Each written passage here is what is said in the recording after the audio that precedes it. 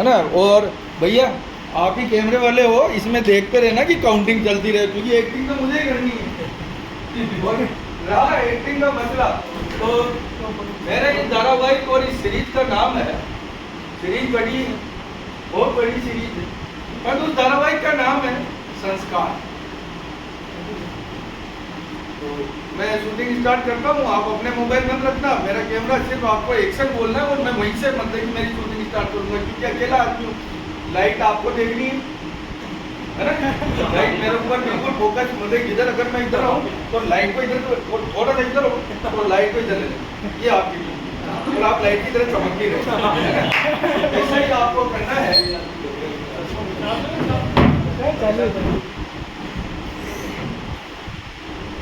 तो ऐसा है कि हम स्टार्ट करते हैं कुछ अच्छा सा, और अरे मैंने, मेरा कैमरामैन किसको बनाया? अरे राहुल, हाँ भाई एक्शन बोलना है तेरे को। हाँ ना, कैमरामैन एक्शन बोलता क्या? डायरेक्टर बोलता है भाई एक्शन, और डायरेक्टर तो मैं खुद हूँ। तो चलो मैं तुम्हें असिस्टेंट डायरेक्टर की पोस्ट दे देता हूँ, है ना। तुम मेरे असिस्टेंट डायरेक्टर भी हो गए और मेरे कैमरामैन भी हो गए, है ना। तो तुम मुझे अब एक्शन बोलो, ठीक है ना। क्या नाम है धारावाहिक का? संस्कार। संस्कार पार्ट 1 संस्कार एक्शन। एक्शन बोलना है भाई, एक्शन। अरे एक एक्टर का जब भी निकलता है जो एक्शन आता है ना, एक्शन के बाद रिएक्शन। अरे ऐसे तो मेरे रिएक्शन हो जाएगा सही तरीके से। संस्कार पार्ट 1 एक्शन। संस्कार पार्ट 1 एक्शन।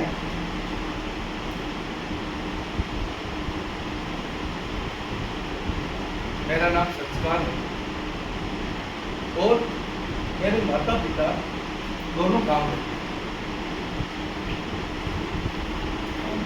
माता पिता सबके होते हैं और आप जानते हो और अच्छी तरीके से मानना पड़ेगा कि पिता जो होता है वह आकाश होता है और माता जो होती है वह धरती होती है। अभी एक महामारी थी, हम सब लोगों ने उसको करीब से देखा है, कोरोना। मेरी माँ भी उसमें अछूती नहीं रही और मैं इतना अभागा बैठा हूँ कि मैं अपनी माँ को मिलने भी नहीं जा सका, क्योंकि प्रशासनिक जितनी गतिविधियां और जितनी जॉब थी आप सब समझ रहे हो। अब वहाँ स्थिति ऐसी है कि मेरे बाबूजी अकेले हैं, गांव में बाबूजी और माताजी दोनों अकेले थे, तो दोनों साथ ही रहते थे। अब माताजी नहीं रही तो मैंने बाबूजी को कहा कि बाबूजी आ जाओ, मेरा घर है, मैं बहुत अच्छी स्थिति में हूँ, तो आप यहाँ आ जाओ, अपन साथ रहेंगे। तो आज बाबूजी आ रहे हैं और बस उसी का इंतजार कर रहा है। मेरा नाम संस्कार इसलिए रखा, मेरा नाम संस्कार इसलिए रखा, मेरा नाम संस्कार इसलिए रखा क्योंकि मेरे पिता ने और माता ने मुझे बहुत संस्कार दिए। मेरे पिताजी अध्यापक रहे, रिटायर्ड है, और जानते हो आप आज के अध्यापक और पहले के अध्यापकों की पूंजी में और राशि में काफी अंतर है। तो जितनी भी मुंगलिशिशों से मुझे पाला और जितनी भी तरीके से मुझे दिया, परंतु हाँ मेरे पिताजी ने मेरे लिए हर वो अपने चीज से समझौता किया, परंतु मुझे अच्छी से अच्छी शिक्षा दी। और आज मेरे पास इतना बड़ा बंगला है, मेरे पास कॉर्पोरेट जगत में बहुत बड़ी नौकरी है, एक ही पत्नी है, वह भी जॉब करती है, और बहुत खुशहाल परिवार है मेरा। पिताजी का समय हो गया आने का, अभी तक लो आ ही गए। आओ प्रणाम करता हूँ पिताजी, आओ आओ आओ पिताजी आओ। पिताजी आप सोच रहे होंगे कि मेरे बेटे के पास कार है और ये मुझे वहां लेने क्यों नहीं आया और ऑटो से क्यों आने के। तो मैं आपको बता दूं पिताजी, इस कार को बस स्टैंड आने के लिए एक टोल पार करना पड़ता है। और उस टोल का जो पिताजी भाड़ा है ना, उसमें जो टेम्पो यहाँ आ जाता है। तो मैंने देखा कि वो कार को मिलाना, और अभी तक सीएनजी भी निकल रही, मैंने पेट्रोल ही आपको बता पिताजी 27.5 लाख में मैंने ये कार ली है। और आपको इससे क्या लेना देना, आप अंदर चलो, मैं आपको अपना घर दिखा दूँ। ये देखो पिताजी, अच्छा आप इसको देख रहे होंगे, ये नेम प्लेट। वो हुआ यूं, आपका नाम 3 अक्षरों का था, दुर्गा प्रसाद शर्मा। तो वो हुआ क्या बाबा कि वो दुर्गा प्रसाद वो हो रहा था।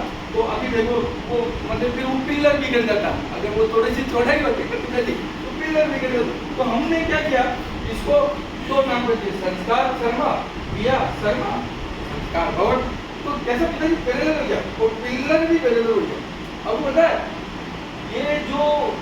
ये नेम प्लेट है, ये नेम प्लेट पिताजी कितने की हुई, आप यकीन नहीं कर सकते पिताजी, ये 18,000 की नेम प्लेट।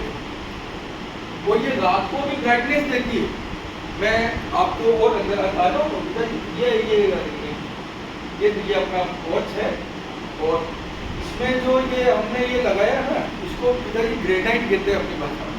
वो ग्रेनाइट काफी महंगा पत्थर आता है पिताजी। आपने देखा होगा, अपन गए थे उपासा के एक बार वहाँ उनके बच्चे के उसमें, तो वहाँ वो ग्रेनाइट था। तो आओ अंदर, ये अरे पिताजी चप्पल क्यों बोल रहे? अच्छा पिताजी, ये जो कालीन बिछा रखा है ना हमने, ये कालीन 1.5 लाख रुपए स्क्वायर फीट का, और ये मैंने चेकोस्लोवाकिया से मंगाया है। आप पता नहीं, आप बोले चप्पल, वैसे तो हम चप्पल वहां खोलते हैं, आप वहां खोल सकते हैं पिताजी। हाँ पता नहीं, आपका ही तो है सब कुछ। ये मेरा डाइनिंग बोर्ड है, ये जो पंखे है ना पिताजी, ये पंखे रिमोट से चलते, ताली से बंद हो जाते हैं, ताली से चालू हो जाते, बहुत जबरदस्त तरीके से। और पिताजी इस डाइनिंग हॉल में जो ये सोफा सेट है, ये सोफा सेट न्यूयॉर्क का बहुत बड़े आर्टिस्ट ने, न्यूयॉर्क के बहुत बड़े आर्टिस्ट ने डिजाइन किया है, और उसका बना हुआ है। और इसकी जो लकड़ी है वो अफ्रीका के जंगलों से आई हुई है। इतना महंगा, मतलब कि आप मानोगे नहीं पिताजी, आप यकीन नहीं करोगे, इतना महंगा सोफा सेट है मेहमानों के लिए कि आराम से बैठे तो बड़ा कंफर्ट महसूस होता है। आओ पिताजी आओ, मैं आपको पूरा घर दिखा देता हूँ। ये हमारा बेडरूम है, बेड हमने काफी महंगा बनवाया है, सब कुछ अच्छा किया है। ये हमारा डाइनिंग हॉल है, जहाँ हम बैठ के खाना खाते हैं। यहाँ किचन है, किचन में पिताजी आप मानोगे नहीं, हमने इतने जोरदार तरीके से फंक्शन है, सब चीजें, गर्म पानी भी आता है, ठंडा पानी भी आता है, वॉशिंग की मशीन है। अब वो नहीं है कि वो गांव में जैसे अम्मा वो रगड़ती थी ना वो चूल्हे की, वो उसकी पानी वानी से, वैसा कुछ नहीं है। अब तो सीधी प्लेट आपने खाई तो प्लेट रखी मशीन में, ऑटोमेटिक साफ हुई, बाहर होके ड्राई होके निकल जाती। अब पिताजी आपको सब बताएंगे, आओ आओ। और ये इधर पूजा घर है, और आप सोच रहे होंगे पिताजी कि आपकी बहू रानी कहाँ है? नहीं सोच रहे होंगे, मुझे पता है। मैं आपको वो भी बता दूं कि प्रिया की आज ड्यूटी जल्दी थी तो वो जल्दी चली गई। वो भी जॉब करती है ना पिताजी, क्योंकि एक जॉब में तो इतना बड़ा बंगला नहीं बन सकता पिताजी, नहीं बन सकता, इसीलिए वो जॉब करती है। बहुत बार तो कॉर्पोरेट जगत की स्थिति है कि वो 2-2 दिन तक नहीं आती घर, 2-2 दिन तक घर पे नहीं, ऑफिस ही रह जाती है। ऑफिस में ही वहाँ स्टे की भी व्यवस्था है, बहुत सारी व्यवस्था है, तो ऐसा करके। और पिताजी आप मानोगे नहीं, हमने कपड़े धोने के लिए सबके लिए मतलब अलग अलग आदमी लगा रखे हैं। आओ पिताजी आओ, ये सब देखने के बाद अपन, अब ये जो नाल है ना, इस नाल में ये जो रेलिंग लगी हुई ना, ये रेलिंग भी बड़ी महंगी वाली है। लो चलो ऊपर चलते हैं। हाँ आप चले धीरे धीरे, मैं ऊपर। पिताजी ये जो पूरा है ना, ये बिल्कुल खुला था, ये बिल्कुल खुला था।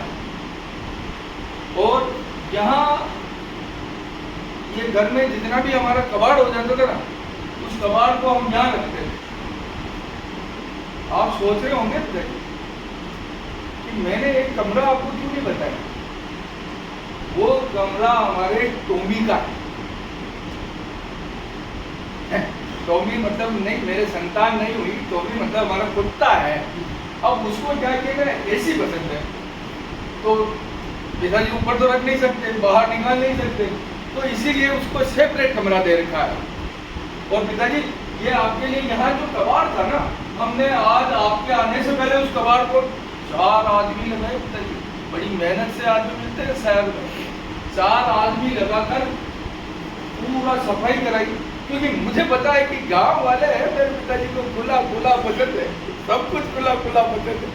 तो मैंने पिताजी यहीं आपकी चारपाई लगा दी और मैं यहीं केक रख देता हूँ आपका, और आपके आप खाने वाला ये यही बाथरूम और ये लेटरिन है, और आप यहीं खा ले पी ले, और ये खाने पीने का इंतजाम करता हूँ, आप लेट जाए थोड़ा सा, फिर मिलता हूँ मैं। अब रात भी ज़्यादा हो गई, 8 साढ़े 8 हो गए, तो इसमें मिलता हूँ आपसे, फिर बात करते हैं अपन।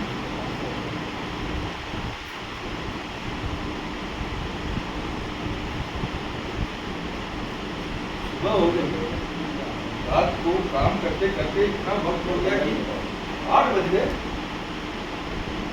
पूरे पिताजी आए हुए हैं, मैं तो पिताजी से मिला ही नहीं। पिताजी ना भेद दिख रहा है ना कुछ दिख रहा, पिताजी कहाँ चले गए? बस गांव वाले आदमियों की यही दिक्कत होती है। अब मुझे लग रहा है कि उनको बाहर जाने की आदत है, कहीं इधर उधर पोटी तो नहीं करके आने करने चले गए। ये बस उम्र के साथ ये सब चीजें होने लग जाती है। अरे उम्र क्या हुई है? आपको किसी बात का कोई इल्म भी नहीं, आप निकल गए, अब कहाँ ढूंढूं, कहाँ ढूंढूं? मोबाइल है ना, मोबाइल को देखता हूँ।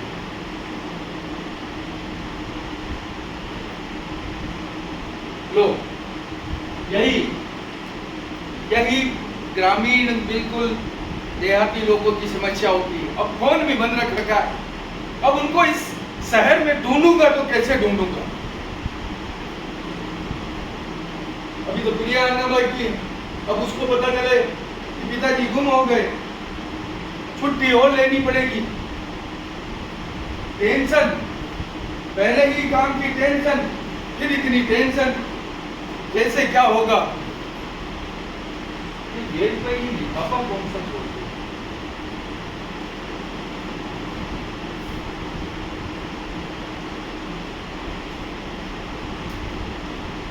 अरे ये तो पिताजी का लेटर है, क्या लिखा है इसमें? बेटा संस्कार, तूने मुझे खुले में छोड़ा है और मैं तुझे खुला छोड़ रहा हूं। मैं वापस अपने गांव जा रहा हूं कि जहां कुत्ते के लिए अलग कमरा है, और बेटा मुझे बहुत समस्याओं में जूझकर तुमने जिस तरीके से कबाड़ को साफ करके और मुझे वहां व्यवस्थित किया है, तुम्हारी सेवाओं से अभिभूत हूं। और बेटा मैंने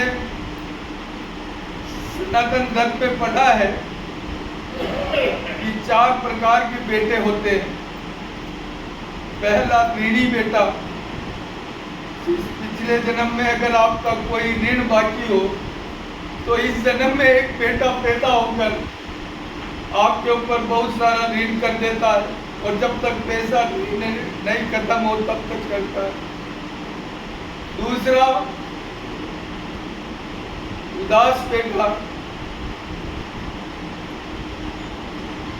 जो आपको न अच्छा करता है न बुरा करता है, परंतु विवाह के बाद आपको छोड़कर चला जाता है। तीसरा शत्रु बेटा, वह शत्रु बेटा जो आपका शत्रु होता है और बेटे के रूप में जन्म लेता है और आपसे लड़ता है, झगड़ता है, पीटता है, मारता है।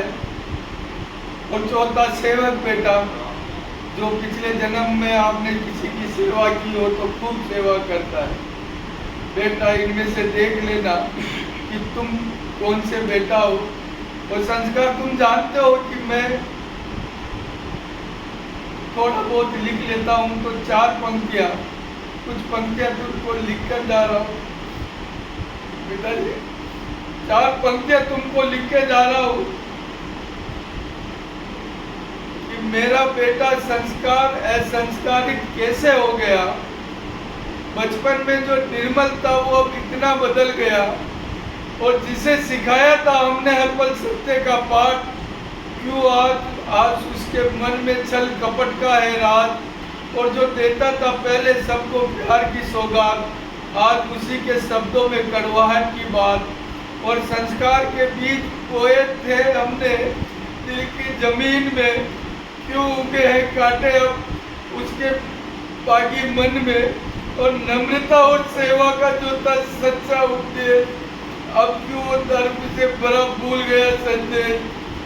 क्या ये सभी की चाल है या कुछ और कारण, जो बना दिया मेरा बेटे को इतना कठोर और निर्धारण। पर मुझे विश्वास है उसकी आत्मा अभी भी साफ है, एक दिन लौट आएगा वो छोड़कर ये घमंड का और। मेरा बेटा फिर से बनेगा वही सरल और प्यार भरा, सच पर दीप जला कर वो अंधकार हर लेगा। पिताजी मैं आपका अच्छा बेटा हूँ पिताजी। मैं भूल गया पैसा की दुध में कि मेरे पिताजी ने मेरा नाम संस्कार रखा था, संस्कार। माफ कर दो पिताजी, माफ कर दो।